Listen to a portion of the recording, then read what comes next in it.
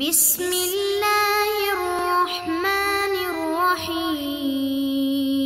السلام علیکم ورحمۃ اللہ وبرکاتہ۔ عزیز طلباء کرام، امید ہے آپ خیریت سے ہوں گے۔ بسم اللہ الرحمن الرحیم۔ بدایت المجتہد و نہایت المقتصد کا سبق نمبر 104 آج ہم زیر بحث لے کے آئیں گے۔ آج کے سبق کا عنوان کتاب النکاح سے الباب الخامس، یہ الباب الخامس کا جو 7واں سبق ہوگا انشاءاللہ، اور اس کے ساتھ ساتھ یہ سبق جو ہے یہ ہمارا آج کا کتاب النکاح کا بھی اور انشاءاللہ الباب الخامس کا بھی آخری سبق ہوگا۔ آج کے سبق میں انشاءاللہ العزیز ہم دو چیزیں دیکھیں گے۔ پہلے نمبر پہ الباب الخامس کا اجمالی خاکہ اور کتاب النکاح جو ہے اس کے ابواب کا جو نام اور فصول وغیرہ ہم نے پڑھی ہیں ان کے عنوان اور ٹائٹل کے اعتبار سے صرف اور صرف اجمالی خاکہ دیکھیں گے، اور اس کے ساتھ ساتھ انشاءاللہ العزیز آج کے سبق میں ہم اپنا جو اگلا مرحلہ ہے، جو اگلی کتاب ہے یعنی کتاب الطلاق، جو شہادت العالمیہ سال اول کی کتاب ہے، اس کے حوالے سے انشاءاللہ العزیز جو نصاب کا حصہ ہے کتاب الطلاق کے متعلقہ وہ انشاءاللہ العزیز جاننے کی اور سمجھنے کی کوشش کریں گے، اور اسی سلسلے کی جو پہلی کڑی ہے تعارف کے حوالے سے وہ انشاءاللہ العزیز ہم آج کے سبق میں سمجھنے کی جاننے کی کوشش کریں گے۔ تو شروع کرتے ہیں جی اپنا آج کا سبق، اور آج کے سبق سے پہلے ہم گزشتہ سبق کا خلاصہ دہرا لیتے ہیں اور یہ جان لیتے ہیں کہ گزشتہ سبق میں ہم نے کون سی چیزیں سیکھنے کی، سمجھنے کی اور جاننے کی کوشش کی۔ گزشتہ سبق میں ہم نے کتاب النکاح سے الباب الخامس کی تفصیل میں سے انکحہ فاسدہ، اس کا جو ٹائٹل ہمارا چل رہا تھا، اس میں ہم نے اس کا جو انکحہ فاسدہ کا حکم ہے اس کے حوالے سے جاننے کی کوشش کی۔ اس سے مراد یہ ہے کہ جب نکاح ہو چکا اور اس کا کوئی رکن جو ہے وہ کم ہے تو وہ فاسد نکاح شمار کیا جا رہا ہے، تو اس کا پھر حکم کیا ہوگا؟ کیا آیا وہ برقرار رہے گا اسی طرح یا اس کو تبدیل کیا جائے گا؟ اگر تبدیل کیا جائے گا تو پھر اس کا کیا حکم ہے؟ اس کے حوالے سے جو تفصیلات ہیں وہ الحمدللہ ہم نے گزشتہ سبق میں جاننے کی کوشش کی۔ آج کے سبق میں انشاءاللہ العزیز ہم سب سے پہلے الباب الخامس کا اجمالی خاکہ دیکھیں گے، یعنی جو الباب الخامس میں ہم نے مسائل سمجھنے کی کوشش کی ان کے بارے میں دیکھیں گے، اور اس کے بعد پھر کتاب النکاح جو ہے اس کا ایک اجمالی خاکہ اور جو ٹائٹل وغیرہ ہے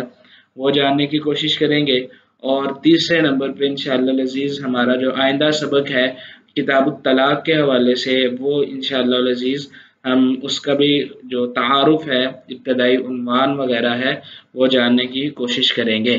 تو ہمارا آج کا سبق کا پہلا حصہ جو ہے وہ الباب الخامس کا اجمالی خاکہ ہے۔ سب سے پہلے ہم الباب الخامس دیکھتے ہیں جی۔ الباب الخامس جو ہے اس کا عنوان ہے فی الانکحۃ المنہی عنہا بالشرع والانکحۃ الفاسدۃ وحکمہا۔ پانچواں باب جو ہے یہ ایسے نکاحوں کے حوالے سے تھا المنہی عنہا جن سے روک دیا گیا، جن سے منع کر دیا گیا، بالشرع شرع کے اعتبار سے، یعنی شریعت نے نکاح کرنے سے اس نکاح کو جائز اور درست جو ہے وہ قرار نہیں دیا، اس سے روک دیا ہے شریعت نے۔ تو دوسرے نمبر پہ اس باب میں یہ تھا کہ الانکحۃ الفاسدہ، یعنی وہ نکاح جو فاسد سمجھے جاتے ہیں، یعنی جن کا رکن کو غائب ہو جائے یا کوئی شرط جو ہے وہ پوری نہ ہو، تو ایسی شکل میں جو صورت حال بنتی ہے اس کا حکم کیا ہے، اس کا جو تعارف ہے، جو اس کی صورتحال ہے، شرائط اور اختلافات ہیں، وہ الحمدللہ ہم نے اس میں جاننے کی اور سمجھنے کی کوشش کی ہے۔ الحمدللہ ہم یہ چیزیں سبقن پڑھ چکے ہیں۔ آج کا ہمارا سبق جو ہے وہ صرف اور صرف اجمالی خاکہ جو ہے اس کے حوالے سے ہے، تو ہم آج کے سبق میں صرف جو مسائل ہم نے پڑھے ان کا جو عنوان اور ٹائٹل ہے صرف وہی دیکھیں گے۔ الباب الخامس، یہ اوپر عنوان لکھا ہوا ہے، امام رحمہ اللہ نے یہ عنوان قائم کیا اور اس کے بعد لکھتے ہیں کہ والانکحۃ التی ورد النہی فیہا مصرحا، وہ نکاح جن میں نہیں وارد ہوئی ہے واضح طور پہ، وہ چار ہیں۔ نمبر 1 نکاح الشغار، نکاح شغار ہے۔ نمبر 2 نکاح متعہ ہے۔ نمبر 3 الخطبۃ علی خطبۃ اخی، بھائی کے پیغام نکاح پہ پیغام نکاح بھیجنا ہے۔ اور چوتھے نمبر پہ نکاح المحللی، جو حلالہ کرنے والا ہے اس کا نکاح۔ آگے ان کی مسائل کی جو تشریح ہے، یہ تو ٹائٹل تھا، اور جو اس کی آگے تشریح وغیرہ ہے وہ امام رحمہ اللہ نے بھی بیان کی، اور اس کو بھی الحمدللہ ہم نے جاننے کی اور سمجھنے کی کوشش کی ہے۔ تو سب سے پہلے نکاح شغار ہے۔ امام رحمہ اللہ فرماتے ہیں فَإِنَّهُ مُتَّفَقُ عَلَىٰ إِنَّ صِفَتَهُ، جو اس کی صفت ہے وہ یہ ہے، یعنی جو نکاح شغار کی تعریف ہے وہ یہ بنے گی کہ أَن يُنكِحَ الرَّجُلُ وَلِيَّتَهُ رَجُلًا آخَرَ، کہ آدمی نکاح کرے اپنے ماتحت جو زیر ولایت لڑکی ہے اس کا دوسرے آدمی سے، اس بات پہ کہ أَن يُنكِحَهُ الْآخَرُ، جو دوسرا ہے وہ بھی نکاح کرے گا ولیتہ اپنی زیر ولایت بچی کا، ولا صداق بینہما الا بضع هذه ببضع الاخرى، اور ان دونوں کے درمیان مہر نہیں ہوگا۔ یہ شرط ہے نکاح شغار کی کہ ان دونوں کے درمیان مہر جو ہے وہ قائم نہیں کیا جائے گا۔ اور دوسرے نمبر پہ ہے نکاح متعہ، اس کے بارے میں امام رحمہ اللہ فرماتے ہیں نکاح المتعہ فإنه وإن تواترت الأخبار عن رسول اللہ صلی اللہ علیہ وسلم، اگر سے رسول اللہ صلی اللہ علیہ وسلم سے اس حوالے سے اخبار جو ہیں وہ درجہ تواتر تک پہنچی ہے اس کی حرمت پہ، الا انہا، بے شک اس مسئلے میں اختلافت فقہا کا اختلاف یہ ہے کہ فی الوقت الذی وقع فیہ التحریم، کہ اس نکاح کی حرمت کا حکم کب آیا ہے، یعنی یہ کس وقت میں حرام ہوا ہے۔ یعنی حرمت کے حوالے سے جو روایات اور اخبار آ رہی ہیں وہ تو درجہ تواتر تک پہنچ رہی ہیں اور وہ تواتر کی حد تک ہے، لیکن اختلاف اس مسئلے میں ہے کہ یہ حرام ہوا کب تھا۔ اس میں ہم نے جو سمجھنے کی کوشش کی وہ مختلف اقوال تھے۔ ایک غزوہ خیبر کا تھا، اسی طرح فتح مکہ کا تھا، اوطاس کے موقع کا تھا۔ تو یہ جو الگ الگ اقوال ہیں اس کے حوالے سے ہم نے سمجھنے کی اور جاننے کی کوشش کی۔ جو تفصیل کا طالب ہے وہ ہمارے جو گزشتہ سواق ہیں ان کو بھی تفصیل سمجھنے کی کوشش کرے۔ دوسرے نمبر پہ تھا جو اسی باب سے متعلقہ تھا وہ انکحہ فاسدہ ہیں، اور اس سے قبل دو چیزیں ہماری وہ رہ گئیں، اور وہ یہ ہیں کہ وہ اختلاف جو تیسری صورت ہے اور وہ یہ ہے کہ الخطبۃ علی خطبۃ اخی، اس سے بھی شریعت نے منع کیا ہے، اور یہ بھی جو ہے یہ کرنا جائز اور درست نہیں ہے کہ اپنے بھائی کے پیغام نکاح بھیج دیا جائے، یہ بھی جائز اور درست کام نہیں ہے۔ اس کو بھی امام رحمہ اللہ نے ان نکاحوں میں شمار کیا ہے کہ المنہی عنہا، جن سے روکا گیا ہے۔ اور چوتھا نکاح جس سے روکا گیا ہے وہ نکاح المحللی، حلالہ کرنے والے کا نکاح۔ اس سے مراد الذی یقصد بنکاحہ تحلیل المطلقۃ ثلاثہ، کہ جو بندہ ارادتاً نکاح کرتا ہے، اپنے اس ارادے کا مقصد یہ ہوتا ہے کہ وہ جو متعلقہ عورت ہے جسے طلاق بائن ہو چکی ہے یا وہ طلاق بتہ ہو چکی ہے جسے، تو اس کو اپنے گزشتہ شوہر کے لیے حلال کرنے کے لیے جو نکاح کیا جاتا ہے مختصر وقت کے لیے اور شرائط کے ساتھ، تو یہ اس کے حوالے سے تھا نکاح محلل۔ اس کو بھی شریعت نے حرام کیا، اور اللہ کے نبی صلی اللہ علیہ وسلم کی زبانی اللہ رب العزت نے اس بندے کو لعنت کا مستحق قرار دیا جو یہ کرتا ہے یا کرواتا ہے۔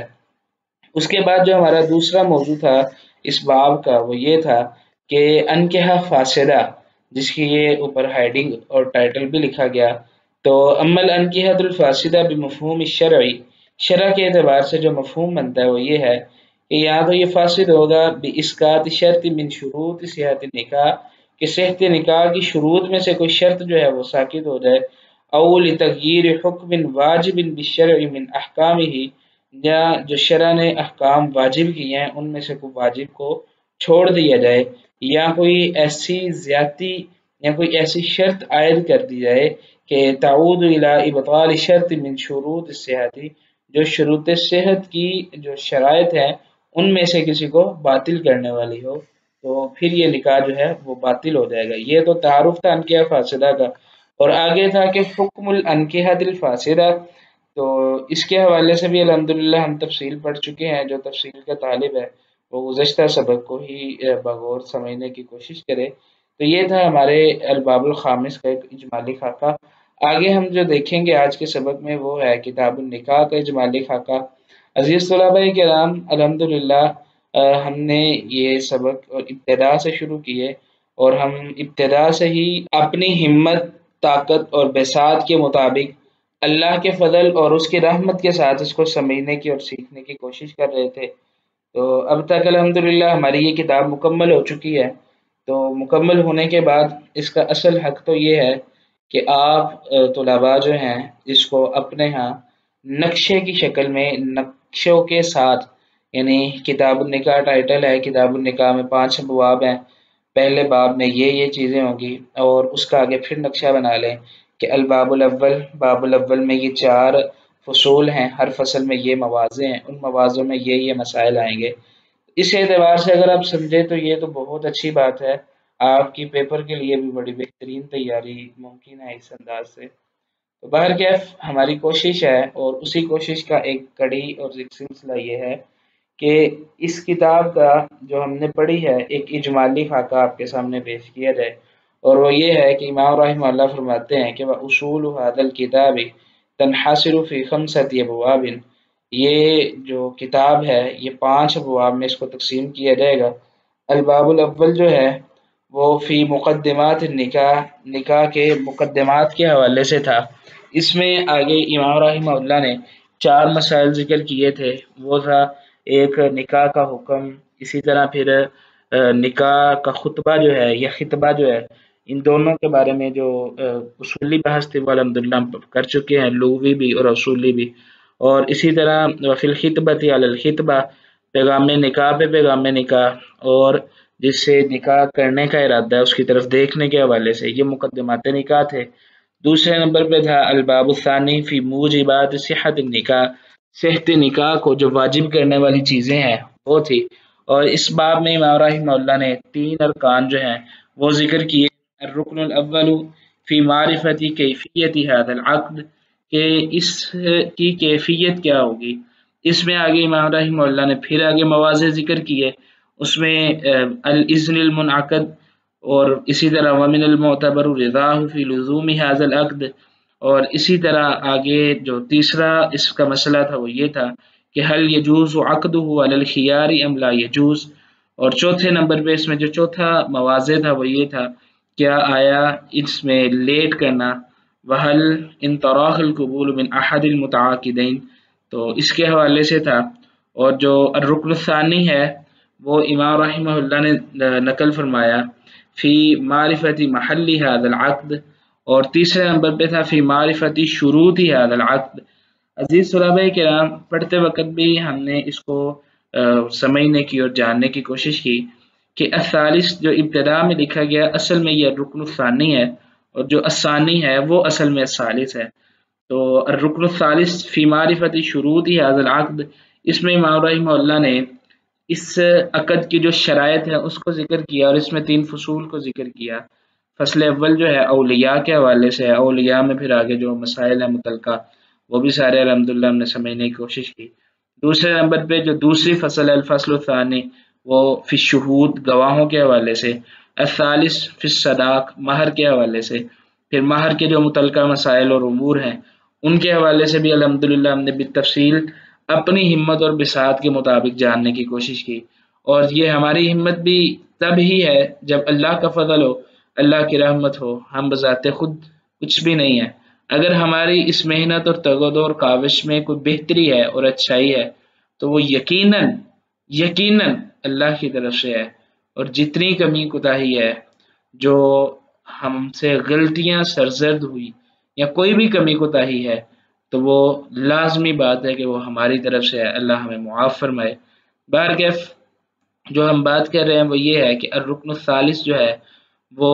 فی معرفت محل هذا العقد، یعنی یہ ترتیب کا تھوڑا فرق ہے، ڈیفرنس ہے، اس کے علاوہ باقی مسائل الحمدللہ وہی ہیں۔ فی معرفت محل هذا العقد، یعنی اس عقد کا محل کیا ہے۔ اس میں امام رحمہ اللہ نے پھر آگے 14 فصول ذکر کی، ان 14 فصول کو بالترتیب یہاں پہ ذکر کرنا مناسب نہیں اور یہ محل بھی نہیں، لیکن الحمدللہ ہم نے اس کے محل میں بالتفصیل اس کو سمجھنے کی کوشش کی، اور اس میں کون سے رشتے جائز ہیں اور کون سے رشتے جائز نہیں ہیں، ان کے حوالے سے جو پہلی ایک قسم بنی تھی، اس اعتبار سے نسب اور رضاعت، اور اسی طرح پھر سحر. پھر اس کے علاوہ جو باقی تھی موانع معبدہ اور غیر معبدہ کی جو تقسیم تھی، اس کے حوالے سے ہم نے یہ جاننے کی اور سمجھنے کی کوشش کی تھی. اور اس کے بعد جو اگلی چیز تھی الباب الثالث، وہ تھا فی موجبات الخیار فی النکاح، یعنی وہ چیزیں یا وہ اسباب جن کی وجہ سے ایک عقد میں اختیار حاصل ہو جاتا ہے. اختیار سے مراد یہ ہے کہ عقد قائم ہے، اب کوئی ایسا مسئلہ بن گیا، کوئی ایسا سبب پیش آ گیا کہ ان دونوں میں سے کسی ایک کو کوئی نہ کوئی اختیار مل جاتا ہے، وہ چاہے تو رہے، چاہے تو اس عقد کو ختم کر دے. اور یہ جو ہے وہ چار تھے امام رحمہ اللہ نے ذکر کیا، اور اس کو امام رحمہ اللہ نے چار فصول میں ذکر کیا. فصل اول جو ہے فی خیار العیوب، یعنی عیب کی وجہ سے کسی کو چھوڑ دینا، اور عیوب کے حوالے سے بھی آگے جو اس کی اقسام ہیں، بیماریاں وغیرہ ہیں، وہ الحمدللہ ہم اس کے محل میں ذکر کر چکے ہیں. الفصل الثانی جو ہے دوسری فصل الباب الثالث کی، وہ فی خیار الاعصار بالصداق والنفقہ، وہ اس سے متعلقہ تھی کہ اگر کوئی بندہ تنگ دست ہے مہر اور نفقے کے حوالے سے بھی وہ یہ بھی نہیں ادا کر سکتا، تو کیا آیا پھر بھی عورت کو اختیار ہے یا نہیں. تیسرے نمبر پہ تھا الفصل الثالث جو ہے فی خیار الفقد، اگر خامد شوہر جو ہے وہ غائب ہو جائے، اس کا خیر اور خبر نہ ہو، پتہ نہ چلے، کہیں سفر پہ گیا اس کے بارے میں پتہ نہ چلا، اس کے حوالے سے بھی تفصیلات ہم الحمدللہ ہم پڑھ چکے. چوتھے نمبر پہ الفصل الرابع، وہ فی خیار العتق، یعنی اگر دونوں غلام ہیں تو آزادی ملی ہے تو پھر اس میں کیا ممکن ہے، کس کو اختیار ملے گا اور کتنا اختیار ملے گا، اس کے حوالے سے جاننے کی کوشش کی. اور اس کے بعد الباب الرابع ہے فی حقوق الزوجیہ، اس کو بھی الحمدللہ ہم بالتفصیل پڑھ چکے ہیں. اس میں بھی کئی ایک مسائل تھے جن کو ہم نے سمجھنے کی کوشش کی. اور پانچواں باب جس کا آج الحمدللہ ہم نے ایک اجمالی خاکہ بھی دیکھا اس سے پہلے، وہ تھا کہ فی الانکحۃ المنہی عنہا بالشرع والفاسدہ، تو نکاحوں کے حوالے سے جو ممانعت تھی اور فساد کا جو حکم تھا، اس کو بھی الحمدللہ ہم نے سمجھنے کی اور جاننے کی کوشش کی. اب ہمارے آج کے سبق کا اگلا حصہ کتاب الطلاق کا تعارف ہے. امام رحمہ اللہ لکھتے ہیں قال المصنف رحمہ اللہ تعالی، مصنف رحمہ اللہ جو کہ امام ابن رشد رحمہ اللہ تعالی ہے، وہ لکھتے ہیں کہ بسم اللہ الرحمن الرحیم وبہ نستعین کتاب الطلاق، یہ طلاق کی کتاب ہے. طلاق سے مراد جدا کرنا، الگ الگ ہونا، ایک عقد جو قائم کیا گیا اس عقد کو کھولنا، اس عقد کو جدا کرنا. میاں بیوی کا جو عقد قائم ہوا، کئی معاملات کی وجہ سے اگر وہ نہ چل سکا تو ان دونوں کے درمیان جو جدائی کا عمل ہے اس کو طلاق کہا جائے گا. تو اس کی مزید تفصیل اور وضاحت جو ہے وہ انشاءاللہ العزیز ہم اپنے آئندہ جو سبق ہے اس کے حوالے سے بھی دیکھیں گے. اب ہم اپنے آج کے سبق کا خلاصہ دیکھ لیتے ہیں. آج کے سبق میں ہم نے کتاب النکاح سے الباب الخامس کا اجمالی خاکہ، کتاب النکاح کا اجمالی خاکہ اور کتاب الطلاق کا جو ابتدائی تعارف اور ٹائٹل ہے اس کے حوالے سے صرف جاننے کی کوشش کی. آئندہ سبق میں انشاءاللہ العزیز ہم جو پڑھیں گے کتاب الطلاق کا تفصیلی تعارف، اور اس میں امام رحمہ اللہ نے جو اولاً تقسیم کی ہے الجملۃ الاولیٰ جو ہے اس کا تعارف دیکھیں گے، اور اس کے ساتھ ساتھ الباب الاول سے ہم جو پہلا مسئلہ ہے طلاق بائن اور طلاق رجعی کی پہچان کے حوالے سے اس کے بارے میں بھی جاننے کی کوشش کریں گے. اگلے سبق سے پہلے اب یہ سوال حل کریں کہ انکحہ فاسدہ کا حکم کیا ہے، اس کے حوالے سے جو تفصیل ہے اس کو سمجھنے کی اور جاننے کی کوشش کیجیے. تب تک کے لیے اللہ حافظ، اپنا خیال رکھیے گا.